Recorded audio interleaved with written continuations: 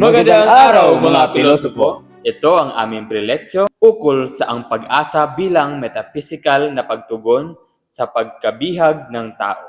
Ang aming thesis, ang pag-asa ay hindi lamang isang psikolohikal na kalagayan, kundi isang metapisikal na realidad, isang pagtugon ng buong pagkatao sa kalagayan ng pagkabihag ng tao sa daigdig, na nagmumula sa pakikipagkapwa, kalooban at pagtanggap sa misteryo ng buhay. Mga pantulong na punto, unang haligi. Sinasabi namin ito dahil ang pag-asa ay lumalampas sa simpleng pagnanais o pagkalkula ng posibilidad.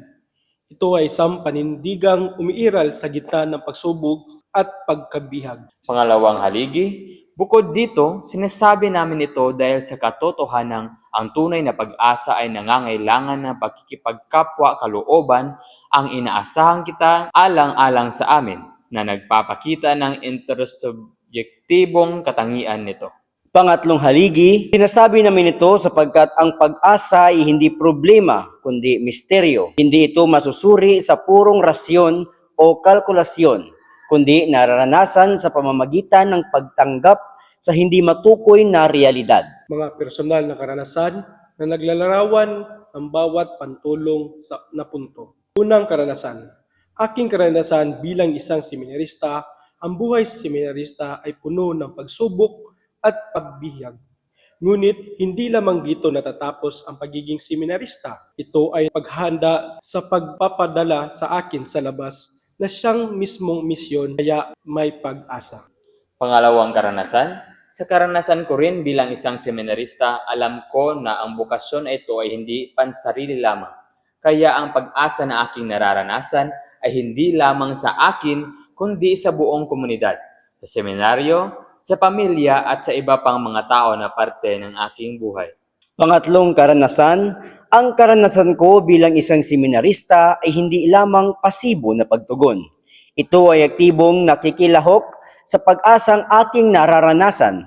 Hindi ko man malaman ang kabuuan ng aking pagiging seminarista kung talagang magiging pari ba ako, subalit ako ay makakapagpatuloy para sa pagsasabuhay sa pag-asang ito. Mga katwirang pagtutol, unang pagtutol. Maaaring sabihin ng iba na ang pag-asa ay simpleng mekanismo ng pagtatanggol ng psikolohiya, isang ilusyon upang makayanan ang hirap ng buhay. Pangalawang pagtutol, tinututulan ng iba na ang intersubjektibong katangian na pag-asa ay hindi metapisikal, kundi sosiolohikal lamang, produkto ng kultura at edukasyon. Pangatlong pagtutol, inaangkin ng iba na ang pagtawag sa pag-asa bilang misteryo ay pagtakas sa pangangailangan ng mga katwirang pag-unawa at siyentipikong pagsusuri. Mga matibay na sagot sa pagtutol, unang sagot. Sa unang pagtutol, aming isinasagot na ang pag-asa ay hindi mekanismo ng pagtatanggol kung hindi aktibong pagtugon sa katotohanan na nagpagkabihag ng tao. Hindi pagtakas kung hindi pagharap. Pangalawang sagot, sa pangalawang pagtutol, aming tinutugon na ang pakikipagkapwa kalooban ay hindi lamang sociological, kundi ontological. Ito ay nasa mismong ugat ng pagiging tao at ng posibilidad ng pag-asa. Pangatlong sagot, sa pangatlong pagtutol, aming sinasabi na ang pagkilala sa pag-asa bilang misteryo ay pag-amin sa limitasyon ng rasyonalidad at pagbubukas sa mas malalim na katotohanang metapisikal. Mga ilustrasyon ng sagot.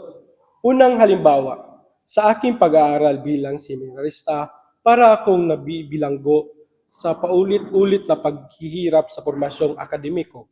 Ngunit hindi ko ito tinatakasan, kundi aking hinaharap sapagkat mayroon akong hinahawakang pag-asa. Pangalawang halimbawa, sa aking hangarin na matapos ang aking pag-aaral, alam kong maraming tao ang kasangkot para lamang makamit ko ito.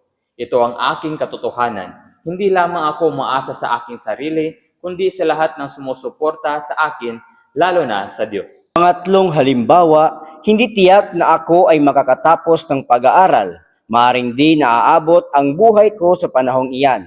o mayroong hindi inaasang pangyayari na makakapigil sa aking pagkamit ng aking inaasam. Gayunpaman, kahit ito ay misteryoso pa rin, nagagawa ko pa ring magsikap dahil mayroong pag-asa. Sa konklusyon, aming pinapatunayan na ang pag-asa ay isang metapisikal na realidad na nagmumula sa mismong kalikasan ng tao bilang nilikhang may kakayahang lumampas sa sariling pagkikipag-unayan sa iba at sa Diyos. Ito ay hindi problema na dapat lutasin, kung hindi misteryong dapat sinasabuhay. Sariling pananaw sa mga sagot. Unang pananaw, ang pag-asa bilang metapisikal na realidad ay nagpapakita na ang tao ay hindi lamang hayop na nangangatwiran, kundi nilikhang may kapasidad para sa transcendensya. Pangalawang pananaw, ang pagkikipagkapwa-kalooban ay hindi opsyon, kundi kondisyon para sa tunay na pag-asa. Walang pag-asa sa pagkakabukod. Pangatlong pananaw, ang pagtanggap sa pag-asa bilang misteryo ay pagkilala sa limitasyon ng filosofiya at pagbubukas ng teolohiya bilang patuloy na paghahanap. Pag-a-apply sa sariling buhay ngayon bilang mga nag-aaral ng filosofiya at seminarista. Una, pag-a-apply sa aking pag-aaral ng filosofiya, hindi ko hahanapin lamang ang lohikal na konsentensya, kundi ang kakayahang magbigay pag-asa at magbukas sa misteryo ng pag-iral. Pangalawang pag-a-apply, gagawa ako ng mga paraan upang ang aking pilosopikal na pag-iisip ay hindi magiging abstract, kundi nakabatay sa pakikipagkapwa at konkretong karanasan ng mga tao. Pangatlong pag-a-apply, ituturo ko sa aking sarili na ang tunay na karunungan ay hindi nasusukat sa dami ng kalaman, kundi sa kakayahang manatiling bukas sa hiwaga ng pag-asa sa gitna ng mga pagsubok ng buhay. Maraming salamat sa pakikinig at huwag kalimutang Mamilosopo!